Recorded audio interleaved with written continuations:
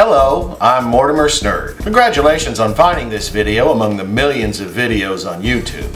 I know, I've been watching them. This handsome guy right here is the author of this book. Before Professor Howard Zinn wrote the book, a student of his asked him where she could get the most accurate historical account of American history. His response was there wasn't any, and so he had to write one. That's one of the reasons I'm making this video about morality. The other reason is this guy, Karl Gauss. As the story goes, at age 9, this disrespectful grade schooler was ordered to add all the numbers between 1 and 100. Within seconds, little Karl provided the teacher with the answer on his mini slate chalkboard. It was anecdotal, but the message for me was anyone could actually, or sometimes literally, stumble on an incredible discovery. Everyday people like you and me could be that person. I do understand that no great discovery is found quickly, easily, or often. Now that we've covered my introduction and got some geek cred, let's get started. Before we get too ahead of ourselves, I need to make a short list of what we'll need to continue. First, you'll need to have a basic understanding and acceptance of biological evolution. Second, you'll need an open yet skeptical mind. And third, we need definitions of a few words as to make sure we are on the same page and not running into equivocation issues. Oh, and a quick disclaimer, this is not a theory or intellectual exercise. I'm actually making a hypothesis that should be studied and researched. Any truth claims are made only to understand the proposition of the hypothesis, not to claim it as fact or scientific theory, at least not yet. Now, are you ready? I have looked at several sources to help define morality, and this is the best I could come up with. Since I'm attempting to define the mechanics of morality in this video, this is the definition of morality as it will be used in these videos. Morality, being a noun, is a standard of a set of rules or guides that are based on subjective values, found of worth, that instructs the learned behaviors of evolutionary biological beings as they relate to other biological entities, either directly or indirectly. Now, by definition, I've claimed a morality based on subjective values. I'm posting the definitions of subjective and values as I continue. You can pause the video to review these definitions, but if you accept these as I've written them, I'm going to continue. And since I will also cover objective ideas, I've included it as well. I also introduced the term cognitive intelligence that might not be familiar to you. To be exhaustive, this term includes things like AI or other living entities we may not have encountered yet. Don't get hung up on this term. It only seems to apply in sci-fi books and movies for now. I'm going to show more definitions like good, bad, theistic, secular, natural selection, and artificial selection. You should pause this video as I'm talking to clearly understand these terms as I use them. While you're doing that, I want to make an observation. Many of my secular heroes have been giving this topic some great thought and presented some wonderful insight. People like Dr. Frans de Waal, Matt Dillahunty, Sam Harris, Theoretical Bullshit, Dark Matter 2525, and many others. Other than Dr. de Waal, most have been searching to explain an objective morality as it should be. It seems few are looking at how it actually is, or where it comes from. With the understanding of the terms we've just looked at, I'd like to make some deductive reasoning to eliminate some problems with studying morality. Let's look at my first premise, general morality. If you can accept that morality is a collection of values that provides influence on our behavior, then I would like to propose this. Every living individual or groups of individual living things may express behaviors or properties based on values that may make up moral systems. If this is true, then humans are not the only species with values, and probably not the only ones with morals. Dr. de Waal has documented this, and we have seen observable moral behaviors in many other species. For example, the lioness shows great affection for her cubs and will put herself in harm's way to defend and protect her young. Yet she will viciously kill her prey to feed those cubs. I believe we as humans have tried to apply our own moral standards to other species and found them barbaric. Instead of moral comparison across species, if we assume the behavior of the lioness is based on her own moral system, and that system is a prioritized collection collection of values, then we can see that the lioness has a well-developed and effective moral system. If a social animal doesn't comport to the values of their social circle, then this animal may be shunned or ostracized and obviously less likely to reproduce. But wait, I mentioned earlier that all living things have values that make up moral systems. You might be asking me, are you telling me that trees and amoebas have morals? The answer is no, and sort of.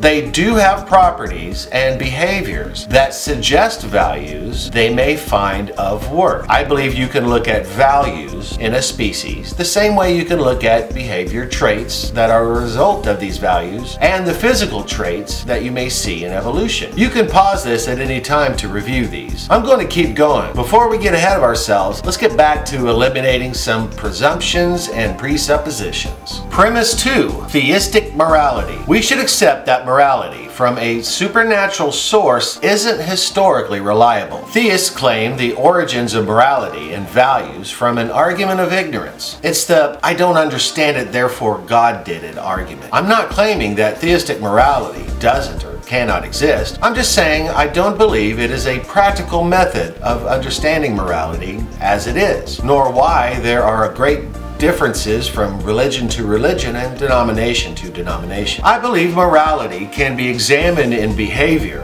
and doesn't require a supernatural or transcendent explanation. So I believe theistic morality, as defined, cannot be accepted as valid at this time. This can be one of those long-fought and drawn-out discussions that rival debates over how many angels can fit on a pinhead. I'm truly not interested in pinheads, so without any evidence, I'm letting this one go until some tangible evidence becomes available. Premise 3, objective morality. I might step on some toes with this premise, but if we can accept that morality is a collection of differing values in everyone, then it can lead to the conclusion that objective morality cannot be accepted as valid at this time. I'm not claiming that objective morality doesn't or cannot exist. I am saying that for practical purposes of what ought to be doesn't help us with what is. The debate over these few arguments I'm showing will continue ad nauseum. But again, don't get too hung up on them. I'm just eliminating those arguments that deal with how we think morality ought to be, not how it actually is. Since my understanding is objective morality centers on the ideas of what morality should be, and you have evidence to suggest it applies to how it works or its origins, then I'm obliged to hear your point of view. Since the use of my arm as a trait is only really helpful to me and my species, I'd say the feature is good for me. But to put an arm like mine on an earthworm would not be so helpful. This means I cannot truly place an objective good or truth claim to any values unless we're talking about how it is relative to humans, and then it ceases to be objective. Now we have premise 4, moral relativism. Traditionally, this unjustly implies a loss of a standard of values, potentially leading to hedonism, anarchy, and sociopathic justification.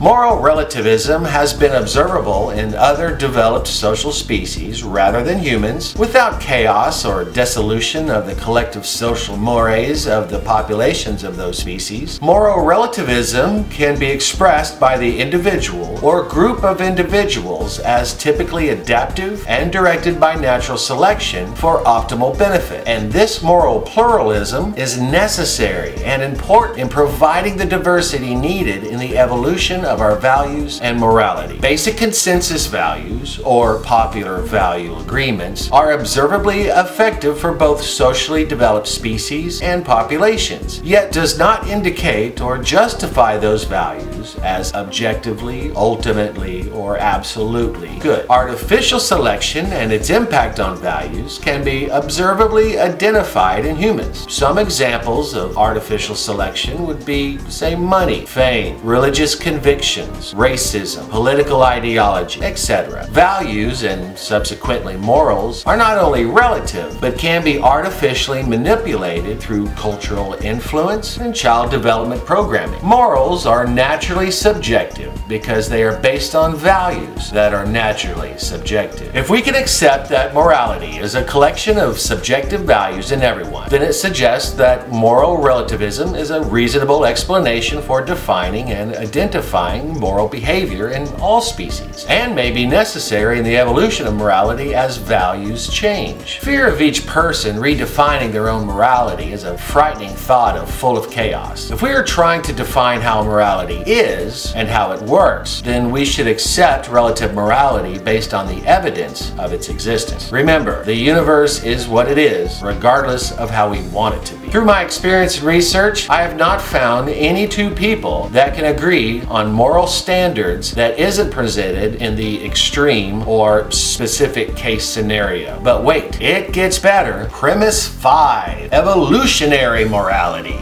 is where the fun begins.